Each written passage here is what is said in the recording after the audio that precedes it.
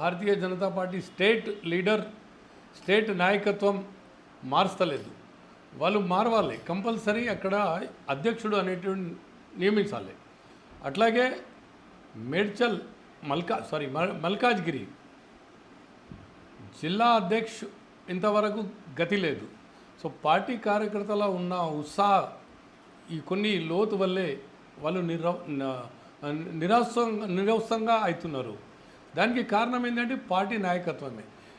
Division అధ్యక్షుల విషయంలో పెద్ద హడావుడి చేసి ఏదో ఎలక్షన్ జరుగుతుంది ఏజ్ లిమిట్ పెట్టేసి అందరికీ ఇటు అటు గ్రూపులు చేసేసిండ్రు.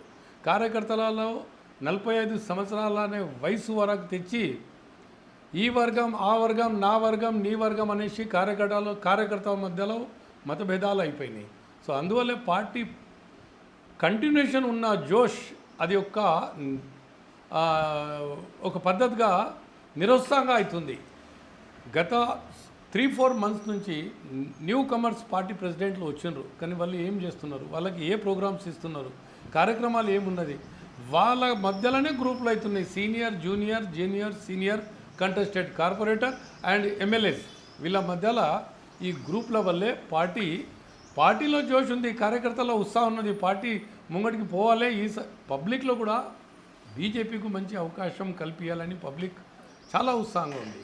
ఎందుకంటే ప్రస్తుతానికి కాంగ్రెస్ పరిస్థితి మనం చూస్తూనే ఉన్నాం.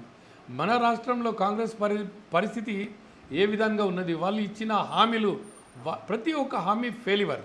వాళ్ళు ఇచ్చిన ప్రతి ఒక్క కార్యక్రమం పబ్లిక్ ఉట్టి జిరాక్స్లు ఈ సేవ మీ సేవ అక్కడ తిరిగి యాస్టకు వచ్చేస్తుంది పబ్లిక్. కానీ ఏది అమలు అవుతలేదు. ఎక్కడో అక్కడో ఓన్లీ వాళ్ళ కార్యకర్తలకు వాళ్ళు సపోర్ట్ చేస్తుండొచ్చు, బట్ స్థానిక్ గ్రౌండ్ లెవెల్లో చూస్తే జీరో. పల్లెటు ఊర్లలో అనుకోండి, విలేజ్లలో మండల ఏరియాస్లో ప్రతి జాగాల బీజేపీ రావాలని జనాలు కోరుతున్నారు.